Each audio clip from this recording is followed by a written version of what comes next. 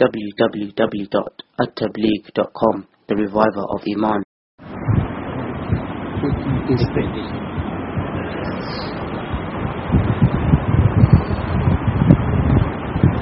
Alhamdulillah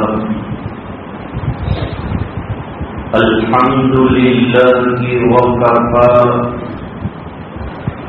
wa salamun ala ibadihi allazina istafa khususan ala afzalihim wa khatamin nabiyyin Muhammadin amin wa ala alihi wa sahbihi ajma'in. Amma ba'd. A'udzu billahi minasy syaithanir rajim. Bismillahirrahmanirrahim.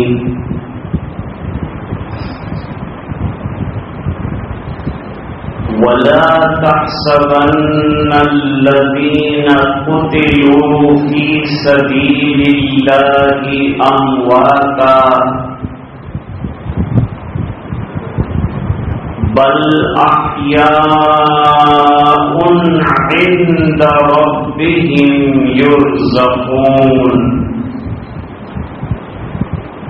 صدق الله مولانا العظيم. اللهم صل على سيدنا محمد وعلى آل سيدنا محمد وبارك وسلم.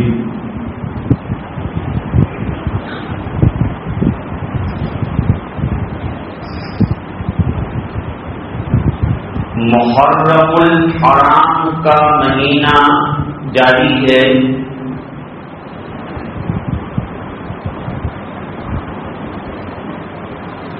محرم کے معنی ہی قابل احترام.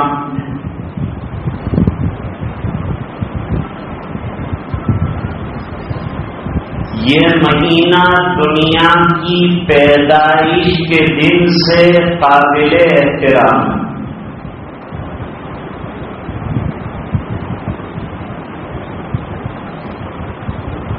چار مہینے اشہر حرم اور احترام والے کہلاتے ہیں.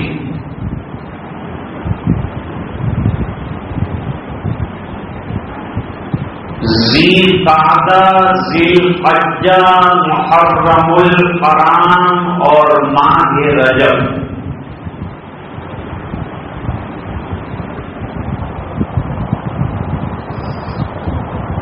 جس سال حضور پاک صلی اللہ علیہ وسلم نے حج فرمائے،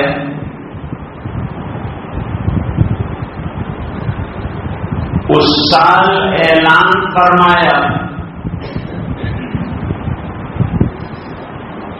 کہ زمانہ گھوم گھما کر اپنی اصلی مدار اور حیات پر آ چکا ہے، اور اب قیامت تک یہ سلسلہ اسی طرح سے قائم رہے گا.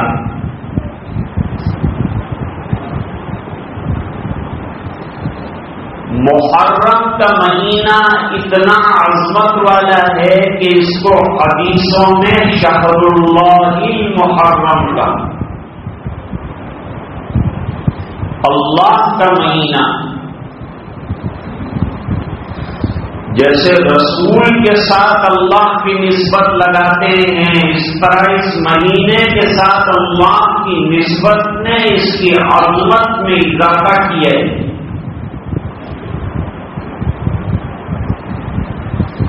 اس کے 10 روزوں کی بھی فضیلت،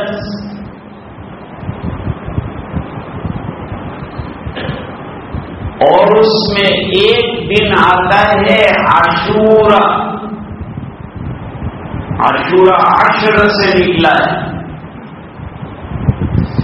عاشورہ کے معنی 10واں دن. علماء نے لکھا کہ محرم الحرام کے یہ 10ویں دن میں دنیا کے 10 بڑے بڑے انبیاء کرام کو خاص قسم کے واقعات پیش آئے. اس وجہ سے بھی اس کی اہمیت ہے.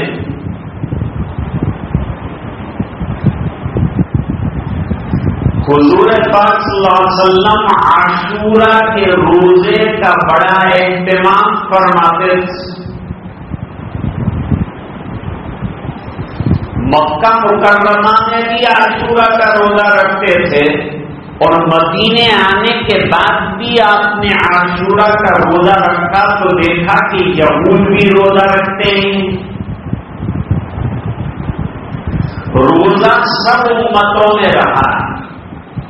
غیروں کے یہاں بھی مختلف طریقے سے اپواس رکھے جاتے ہیں.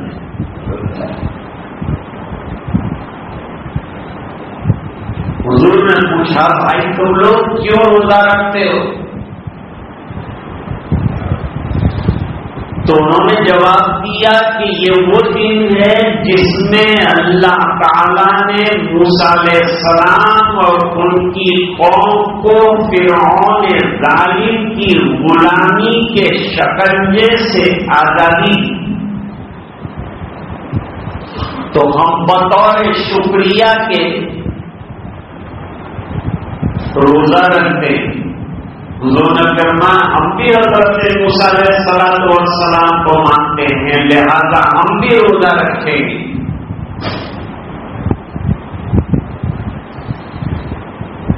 پھر یہود کی مشابہت نہ ہو جائے اس بنا پر حضور نے چاہا تھا کہ 9ویں اور 10ویں 2 دن کا روزہ رکھا جائے، لیکن اس کی نوبت آنے سے پہلے سرکار دنیا سے تشریف لے گئی. لیکن ایک لائحہ اور ایک ضابطہ بتا گئے. پھر بھی اگر کوئی 9ویں کا روزہ نہ رکھ سکا تو 10ویں کا بھی رکھ سکتا ہے. معارف الحدیث نے لکھا ہے کہ اب وہ ہمارے علاقے میں یہود کی مشابہت والا معاملہ رہا نہیں، اس لیے کوئی ایک روزہ رکھے گا تو بھی کوئی حرج کی بات نہیں. اور اس کا ثواب کیا بتایا؟ گزشتہ 1 سال کے چھوٹے گناہوں کی اللہ تعالی معافی فرما دیتے ہیں.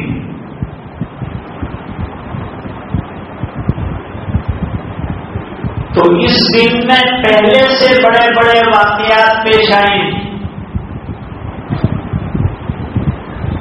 غزوہ خیبر سے حضور لوٹے ہیں تو محرم کا مہینہ.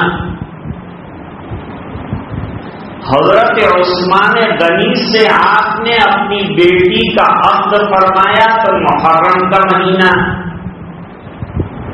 حضرت صفیہ رضی اللہ تعالی عنہا سے نکاح کیا تو محرم کا مہینہ. خلافت راشدہ کے تخت پر بیٹھے حضرت عثمان تو محرم کا مہینہ. امیر معاویہ امیر بنے تو محرم کا مہینہ.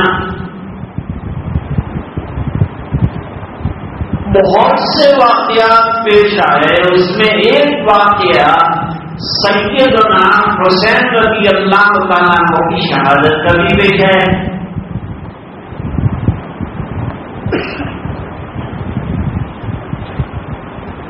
شہادت غم کی چیز نہیں ہے اور ماتم کی چیز بھی نہیں، لیکن عبداللہ ابن سبا اور اس کے چیلوں نے مل کر بغض صحابہ اور حب علی کو زیادہ اجاگر کرنے کے لیے کربلا کے واقعے کو ابھار دیا. حالانکہ یہ پہلا مہینہ تھا تو خوشی کا مہینہ تھا، غم کا نہیں تھا، ماتم کا نہیں تھا، نوحہ کرنے کا نہیں تھا. اسلام میں ماتم کی گنجائش تھی، نوحہ کی بھی گنجائش تھی. ماتم کے معنی ترک زینت کرنا اور سود کرنا، اور نوحہ کے معنی خود بھی رونا اور دوسروں کو بھی رلانا.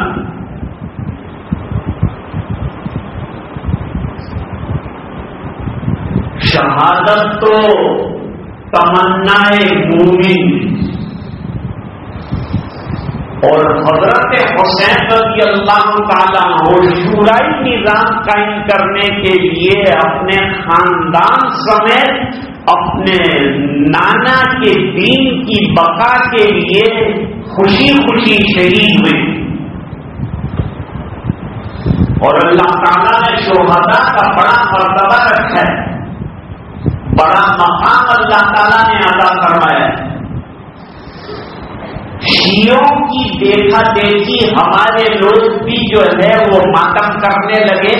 بعض لوگ سمجھتے ہیں محرم میں نکاح نہیں ہو سکتا، بعض سمجھتے ہیں محرم میں منگنی نہیں ہو سکتی، بعض سمجھتے ہیں محرم میں کوئی بھی خوشی کا کام نہیں ہو سکتا.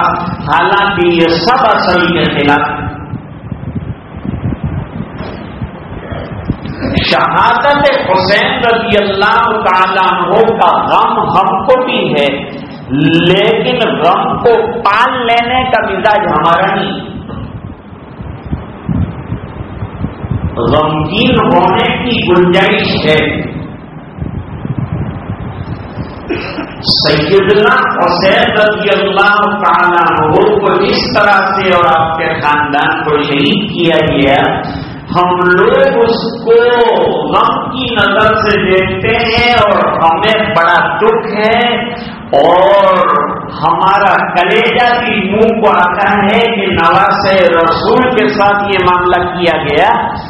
لیکن غم منانے کے لیے بھی چند حدود دی گئی ہیں، لمٹ دی گئی.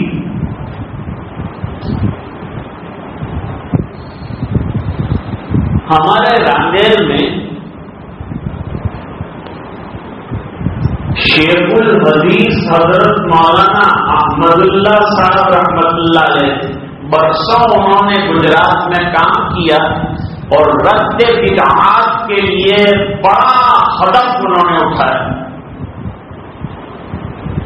برسوں تک علاقوں میں کام کیا، اور وہ رات کو بیان اس طرح سے کرتے تھے کہ 9 بجے شروع کرتے تھے، 11 بجے وقفہ کرتے تھے، پھر چائے پینے کے بعد 11 بجے سے دوبارہ بیان شروع کرتے تھے. تو بڑا کام کیا ہے ان حضرات نے. اس کی برکت سے الحمدللہ سنتوں کی ترویج ہوئی ہے ہمارے علاقے میں، اور یہ بدعات روانہ ہوئی. وہ کہتے تھے کہ ابھی ہمارے لوگ جو ماتم کرتے ہیں، تعزیہ داری کرتے ہیں اور تعزیہ نکالتے ہیں اور یہ کہتے ہیں کہ یا حسین ہم نہ تھے، یہ بیچارے محبت رکھتے ہیں لیکن محبت نادان والی محبت. اور مثال دیتے کہتے تھے کہ ایک آدمی نے ریچھ پالا، ریچھ سے بہت محبت رکھتا. لوگوں نے اس کو کہا یہ ریچھ خطرناک ہے، کوئی دن تجھے مار ڈالے گا. کہا نہیں، یہ بڑا اچھا جانور ہے، غیبت بھی نہیں کرتا، برائی بھی نہیں کرتا، میرا دھیان رکھتا ہے، میری حفاظت کرتا ہے، میرا خیال رکھتا ہے، ہر وقت میں سو جاتا ہوں تو مکھیاں اڑاتا ہے، مجھے بڑے آرام سے رکھتا ہے، تو میں نے بھی اس کے ساتھ محبت رکھی. لوگوں نے کہا کہ نادان کی محبت کبھی زندگی کے لیے خطرہ بن جاتی. وہ بات سنتا نہیں تھا. لوگ سمجھاتے تھے کہ بھئی جانور آخر جانور ہے، انسان محبت کرنا ہے تو انسانوں کی کمی نہیں ہے، جانور کو کیا لے کے بیٹھا ہے. لیکن اس کو ریچھ سے محبت ہو گئی تھی، جیسے کہ آج کل لوگوں کو کتوں سے محبت. اولاد سے تو محبت کرتے نہیں اور کتوں کو گاڑیوں میں لے کے گھومتے. انگریز تو بیچارہ مجبور ہے، اس کی اولاد اس سے محبت نہیں کرتی. 17 سال کو اس کو گھر سے نکال دیا تو وہ کتے بلوں سے محبت کرنے پر مجبور ہے. لیکن ہمارے یہاں تو اولاد سے محبت کرنا سکھایا، اولاد کو ماں باپ سے محبت کرنا سکھایا، ان کی خدمت کرنا سکھایا. وَقَضَىٰ رَبُّكَ أَلَّا تَعْبُدُوا إِلَّا إِيَّاهُ وَبِالْوَالِدَيْنِ إِحْسَانًا. ہمارے یہاں گھرڈا ہاؤس نہیں ہے. سورت میں ایک جگہ انہوں نے بیان، لیکن وہ بھی پھیل رہا. گھرڈا ہاؤس کہ جب ماں باپ کو سنبھال نہ سکے تو اولڈ ہوم میں انگریز لوگ لے جا کر رکھ دیتے. وہاں ان کی کیئر ٹیکر جو ہوتے ہیں وہ اس کا خیال رکھتے ہیں، نہلاتے ہیں، دہلاتے ہیں، کھلاتے ہیں، پلاتے ہیں. اولاد دیکھنے تک نہیں آتی، خرچہ بھی. لیکن اسلام میں بوڑھے ماں باپ کی خدمت پر بڑا اجر کا وعدہ فرمایا کہ ماں باپ تمہاری جنت ہے یا ماں باپ تمہاری جہنم ہے. خدمت کر لی تو جنت ہے، دعائیں لے لی تو جنت ہے.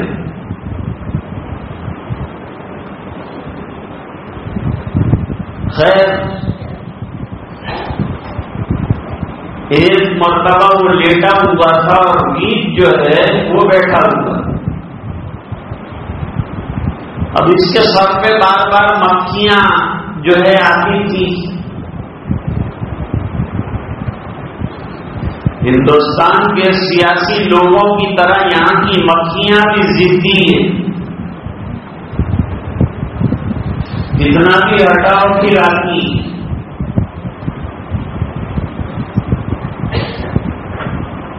کئی بار ریچھ نے ہٹایا لیکن مکھی مانتی نہیں تھی. کوئی بڑا پتھر لائے اور مکھی سے کہا کہ اب تو بیٹھ، میرے سردار کے سر پر بیٹھ، میں تیرا کیا انجام کرتا. جیسے ہی مکھی آ کے بیٹھی اس نے اٹھایا پتھر اور دے مارا اس کے سر پر. ہوائی جہاز تو غائب ہو گیا لیکن ایئرپورٹ ختم ہو گیا. بیچارے کا سر کچل گیا، خون بہ گیا اور وہ مر گیا. ریچھ نے تو بظاہر اچھا کام کیا تھا، محبت کا اظہار کیا تھا، لیکن نادانی کی محبت ہے. اس طرح سیدنا حسین رضی اللہ تعالیٰ عنہ سے محبت رکھنے والے در حقیقت نادانی کا ثبوت دیتے ہیں. حضرت حسین نے نماز نہیں چھوڑی، یہ لوگ نماز چھوڑ دیتے ہیں. اور مجھے یہ بتائیے کہ اگر کسی کے یہاں انتقال ہو جائے تو اس کے گھر پہ جا کر ڈھول اگر بجائیں گے تو وہ برداشت کرے گا؟ سورت میں تعزیے کا جلوس نکلا تھا تو ایک غیر مسلم انسپیکٹر نے مجھ سے پوچھا کہ یہ کیا ہے. میں نے کہا یہ تعزیے کا جلوس ہے. کہا یہ کس کی خوشی میں نکالا ہے؟ میں نے کہا یہ خوشی میں نہیں نکالی، غم میں نکالا ہے. کہ اچھا تمہارے یہاں غم اس طرح سے مناتے ہیں؟ کیا غم تھا؟ میں نے کہا سیدنا حسین شہید ہوئے تھے، نواسہ رسول شہید ہوئے تھے، اس بنا پر جو ہے یہ لوگ غم منا رہے ہیں. تو મને તો ખબર નથી કે કોઈનો ઇંતકાલ થઈ જાય તો એના ઘરે આપણે વાજા વગાડીએ ને ઢોલક વગાડીએ. સમજ નથી પડતી મને આ તમે કેવી રીતની તાજિયાની કામ કરો છો. ایک عرب بیچارہ 10 تاریخ کو جو ہے ایئرپورٹ پر اترا. 10 عاشورہ کا دن تھا. بمبئی میں بڑے زور شور کے ساتھ جو ہے تعزیے نکالے جاتے ہیں. تعزیت سے نکلے, اور تعزیت کسی کے مرنے پر جو غم کرتے ہیں اور دلاسا دیتے ہیں اس کو کہتے ہیں. اس کا بھی ایک ٹائم ہوتا ہے. وہ بیچارہ عرب باہر نکلا, دیکھا کالے کپڑے پہنے ہیں لوگ, سر پیٹ رہے ہیں, سینے پیٹ رہے ہیں, اور کچھ اردو میں بول بھی رہے ہیں. اردو تو بیچارے کو آتی نہیں. وہ بمبئی کے اندر بیچارے کا جوتا گم ہو گیا عرب کا, تو مسجد میں جمعہ کے دن چلا رہا تھا نالی نالی. لوگوں نے کہا یہ نہیں پانی کی نالیاں ہیں. اس نے پھر پیر کی طرف اشارہ کر کے بتایا کہ میرے جوتے گم ہیں. تو وہ عرب نے کہا بھائی یہ تو اتنے غمگین کیوں, یہ کیا سب لے کے چل رہے ہو, رونا دھونا اور پیٹنا سر کا, یہ کیا ہے؟ کہ تم کہاں سے آئے ہو؟ کہ میں عرب سے آیا. تم کو معلوم نہیں ہے کہ آج کے دن میں حضرت حسین رضی اللہ تعالیٰ عنہ کی شہادت ہوئی تھی؟ اس نے کہا خبر ہے, مجھے معلوم ہے, لیکن وہ تو 1400 سال ہو گئے, تم کو کیا ابھی پتا چلا؟ ابھی کیا رو رہے ہو اور ماتم کر رہے ہو؟ اسلام میں ایسا ماتم کرنے کی کہاں گنجائش ہے؟ غم کرنے کے بھی اصول ہے. کوئی عزیز قریب انتقال کر جائے تو غمگین ہونا سنت ہے, فطرت ہے نا. اور شریعت مقدسہ فطرت کو نہیں بدلتی. فطرت میں جو رسوم داخل ہو جاتے ہیں اس کی اصلاح کریں. فطرت اللہ التی فطر الناس علیہا لا تبدیل لخلق اللہ. www.attableek.com فطرت کو رہنے دیتے. فطرت میں جو چیزیں غلط آ گئی اس کو نکال کے صاف کرتے. جیسے حج زمانے جاہلیت میں بھی ہو رہا تھا, لیکن اس کے اندر کچھ چیزیں رسوم کے طور پر بھی گئی تھی, وہ رسوم نکال کر حج کی اصلاح کروا دی اور حج کو اپنی جگہ برقرار رکھا. یہی حال عمرے کا ہوا. تو کسی عزیز کے قریب کے انتقال پر غمگین ہونا سنت.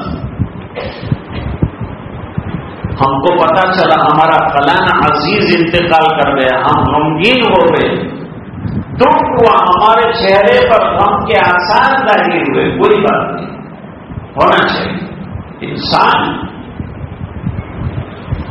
بیر معونہ کے موقع پر حضور پاک صلی اللہ علیہ وسلم جب پتا چلا کہ 70 صحابہ کرام شہید ہوئے ہیں تو اتنا غمگین آپ کو دیکھا گیا کہ صحابہ فرماتے اس سے زیادہ غمگین کبھی دیکھا نہیں.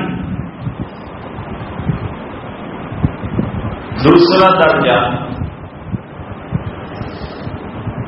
غم کا یہ ہے کہ اگر غم کا پتہ چلے اور آنسو نکل جائے, اس میں بھی کوئی فرق نہیں. حضور پاک صلی اللہ علیہ وسلم کے صاحبزادے حضرت ابراہیم کا انتقال ہوا تو حضور پاک صلی اللہ علیہ وسلم رو رہے ہیں, وَإِنَّا لِفِرَاقِكَ يَا إِبْرَاهِيمُ لَمَحْزُونُونَ. اے ابراہیم تیرے فراق پر ہم غمگین ہیں, آنسو بہہ رہے ہیں. صحابی نے کہا حضور آپ کے تو آنسو بہ رہے ہیں, آپ نے تو منع فرمایا. فرمایا آنسو بہانے سے منع نہیں فرمایا, زبان سے اللہ تعالی کے فیصلے کے خلاف کوئی لفظ نکالنے پر منع کیا ہے. اور دو آوازوں سے حضور پاک صلی اللہ علیہ وسلم نے منع فرمایا.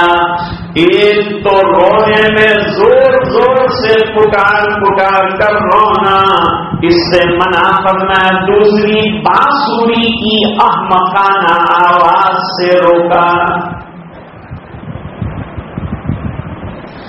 نمبر 3، حضرت جعفر ابن ابی طالب رضی اللہ تعالیٰ وہ شہید ہوئے جنگ کے موتا میں. حضور کو یہاں اس کی اطلاع دی گئی اور بتایا گیا، اور جب بتایا گیا تو حضور پاک صلی اللہ علیہ وسلم روئے. علماء نے لکھا کہ شروع میں ذرا آواز کے ساتھ رویا جائے تو اس کو نظر انداز کیا جائے گا، اس کو چلا لیا جائے گا، نظر انداز کریں گے شروع کے اندر، لیکن جب بڑھ جائے رونا تو ہوگا. حضرت صدیق اکبر رضی اللہ تعالیٰ عنہ کی انتقال پر ان کی ہمشیرہ بہت روئی. حضرت عمر رضی اللہ تعالیٰ عنہ نے ان کو گھر سے نکلوا دیا، دوسرے گھر میں ٹرانسفر کر دیا کہ یہ ماحول خراب کرے گی، ماتم کا ماحول بنا دے گی، زنا بنی کو یہاں سے ہٹا دو، دوسری جگہ منتقل کر دو، دوسری جگہ منتقل کر دی. تو غم کرنا، آنسو بہانا، ذرا آواز سے رونا، یہ تمام کی گنجائش ہے. لیکن کب تک اور کس کے لیے؟ عام طور پر انتقال میں 3 دن کا ٹائم لمٹ دی. انتقال ہو گیا، 3 دن کے لیے غمگین ہونا، ترک زینت کرنا، جسے ماتم کہا، اس کی وجہ صرف ترک زینت کرنا ہے، سادگی اختیار کرنا. اور شوہر کے انتقال پر 4 مہینہ اور 10 دن کا غم منانا، ترک زینت کرنا، سادہ لباس پہنے بیوی کے. یہ ہے لمٹ، ٹائم کی لمٹ. اس کے بعد اپنے اپنے کام میں لگ جاؤ. عورت کی بھی عزت پوری ہو جائے گی، اس کا نکاح ہو جائے گا، اس کو جو آگے کرنا ہو اس کے لیے پوری گنجائش. 3 دن ہم نے غمگین ہوئے، 4تھے دن اپنے کام کے اندر لگ جاؤ. اس لیے حبیبہ رضی اللہ تعالی عنہا نے 4تھے دن ابا جان کے انتقال کے خوشبو منگوائی اور ذرا سی امیدیں لگائی اور فرمایا کہ حضور نے 3 دن کے بعد سود کو منع فرمایا ہے، اس بنا پر میں اس پر یعنی سنت پر عمل کرنے کے لیے خوشبو لگاتی ہوں، ورنہ مجھے خوشبو کی ضرورت نہیں ہے. سنت پر عمل کرنے کی نیت سے لگا رہی اور کٹ آف کرنے کے لیے کہ غم کا معاملہ کٹ ہو گیا. اب ہے ماتم کرنا. اب حدیث میں فرمایا من ضرب الخلود وشق الجيوب ودعا بدعوى الجاهلية فليس منا. جس نے رخساروں کو غم میں پیٹا، بالوں کو نوچا، دامن کو چاک کیا اور سینہ کلفی کی، حضور پاک صلی اللہ علیہ وسلم نے فرمایا وہ جماعت مسلمین میں سے نہیں ہے. اسلام نے غم کے بھی کلیئر احکام دیے ہیں اور خوشیوں کے بھی کلیئر احکام دیے ہیں. اور قرآن کریم میں کتنا بہترین ارشاد فرمایا وَلَا تَحْسَبَنَّ الَّذِينَ قُتِلُوا فِي سَبِيلِ اللَّهِ أَمْوَاتًا. جو لوگ اللہ کے راستے میں کام آئے دنیا کے نہیں، دنیا کی مال و متا کے لیے نہیں، اقتدار کے لیے نہیں، اور کرسیوں کے لیے نہیں، بلکہ صرف اللہ کے دین کا کلمہ بلند کرتے ہوئے اللہ کے راستے میں کام آئے ان کو مردہ مت کہو۔ اللہ نے ان کو خاص قسم کی زندگی عطا فرمائی ہے، وہ زندہ ہیں، اور دلیل یہ ہے زندگی کی کہ ان کو رزق بھی دیا جاتا ہے، کھانا بھی بہترین دیا جاتا ہے۔ یہ ڈپلیکیٹ شربت یہاں کا پانی کون تھا؟ سب سردی کے زمانے میں سبیل لگائی اور گرمی میں کوئی کنڈا نہیں، اور وہ تعزیہ لے کر چلتے ہیں۔ تیمور لنگ نے پہلی مرتبہ یہ تعزیے کا ایجاد کیا، اور لوگ جو ہے یہ لنگڑے کا تعزیہ لے کے چلتے ہیں، اور نمازیں بھی ضائع ہوتی ہے، عورتیں آتی ہے، اس کے اندر جانا بھی منع ہے۔ ہماری ماں بہنوں کو سختی سے منع کیا جائے کہ بٹ تھک کر ہر دن جو ہے شہروں کے اندر تعزیہ دیکھنے کے لیے تعزیت کی تعریف کرنا بھی منع ہے۔ من کسر سواد قوم فهو منهم، ہم کو ان سے الگ رہنا ہے، ہم کو تو نماز پڑھنے کا حکم دیا گیا ہے۔ سیدنا حسین رضی اللہ تعالیٰ عنہ نے رات کا ٹائم لیا کہ اے میرے دشمنوں، مجھے شہید کرنے کے پیچھے پڑے ہوئے لوگوں، آج کی رات مجھے اللہ کے ساتھ سرگوشی کا موقع دے دو۔ چلے سنجر کریں سجدے عبادت ہو تو ایسی ہو۔ خنجر چل رہا ہے اور عبادت کر رہے ہیں، اور یہ حضرات عبادات سے دور ہو جاتے ہیں، سب فضولیات کرتے ہیں، فضول خرچہ کرتے ہیں، اور تعزیے کے پاس منتیں مانگتے ہیں کہ اے حسین کی روح میرا یہ کام بنا دے، میرا یہ کام بنا دے۔ تعزیہ کہتا ہے پہلے تو مجھے ڈوبنے سے بچا لے، پھر میں تجھے بچاؤں۔ جاتا تو ڈبانے کے لیے، ایک آدمی بیچارہ ڈوب رہا تھا، تو اس نے جو ہے وہ سبیلیں چھوڑی تھی، پہلے ان کو پکارا کہ اے خواجہ خضر کی ناؤ مجھے بچا لے۔ خواجہ خضر کی ناؤ نے کہا کہ تو نے مجھے بچایا تھا کہ میں تیرے کو بچاؤں؟ پھر تعزیے سے کہا کہ میں نے بہت منت سے تجھے پانی میں اتارا تھا، تو کہاں ہے؟ اس نے کہا تو نے مجھے ڈبایا تھا تو میں بھی تجھے ڈبا کے ہی رہوں گا۔ دوستو اور عزیزو، اللہ تعالیٰ نے ہمیں غم کے اور خوشی کے بہترین اصول بیان فرمائے ہیں، ہمیں ان کے اوپر عمل کرنا چاہیے۔ صحابہ کرام بیر معونہ میں شہید ہوئے، انتقال کر گئے، انہوں نے اللہ کے دربار میں درخواست کی، غزوہ احد کے شہداء نے اللہ کے دربار میں درخواست کی کہ اے اللہ، ہم لوگوں کو جو بیوجات مل رہے ہیں، جو پھل مل رہے ہیں، جو مشروبات مل رہے ہیں، جو نعمتیں تو نے شہادت کے بعد ہمیں عطا فرمائی ہے، وہ نعمتوں کا ہمارے وہ بھائی جو شہادت سے گھبرا رہے ہیں ان کو پتہ دے دیجیے۔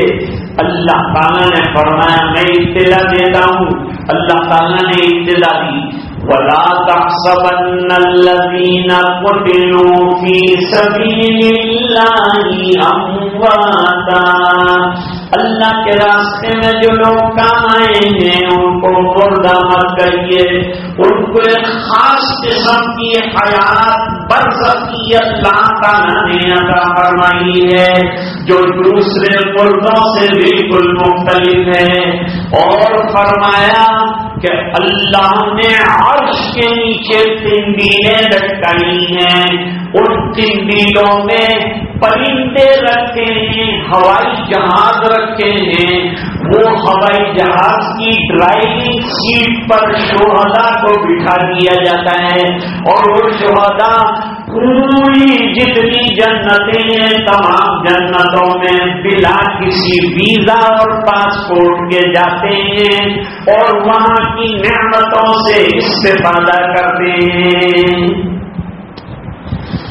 اور تم کیوں روتے ہو؟ اللہ فرمانے فرحین بما آتاکم اللہ من فضلہ، جو نعمتیں اللہ نے ان کو عطا فرمائی ہے وہ تو اتنے خوش ہیں کہ انہوں نے یوں کہا دنیا میں ہمیں دوبارہ دے دی۔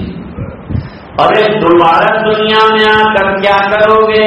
ہم نے تم کو اتنا اونچا مرتبہ عطا فرمایا، کہا دوبارہ شہید ہو جائیں، پھر تیرے دربار میں آئیں، پھر شہید ہو جائیں، بار بار شہید ہو، بار بار تیرے دربار میں حاضری ہو۔ حضور پاک صلی اللہ علیہ وسلم نے تمنا شہادت فرمائی، اقتل فی سبیل اللہ، اللہ کے راستے میں شہید کیا جاؤں، ثم احیا، پھر زندگی دیا جاؤں، ثم اقتل، پھر اللہ کے راستے میں شہید کیا جاؤں، ثم احیا، پھر زندہ کیا جاؤں، ثم اقتل، پھر اللہ کے راستے میں شہید کر دیا جاؤں۔ معلوم ہوا کہ شہادت یہ غم کی چیز نہیں ہے اور نہ یہ ماتم کی چیز ہے، اسلام نے ہر چیز کو واضح کیا ہے۔ یہ پیغام کی ہماری ماؤں بہنوں کے درمیان نشر و اشاعت کرنی چاہیے، فضول رسموں سے اپنے آپ کو بچانا چاہیے اور دین کی تعلیمات کو اپنی زندگی کا نصب العین بنانا چاہیے۔ جو وقت حضرت امام صاحب نے مجھے عطا فرمایا تھا، عنایت فرمایا تھا، وہ وقت سامنے والی گھڑی اگر صحیح چل رہی ہو تو وہ ہو چکا ہے، اس لیے میں اپنی بات کو ختم کرتا ہوں۔ وآخر دعوانا الحمد للہ رب العالمین۔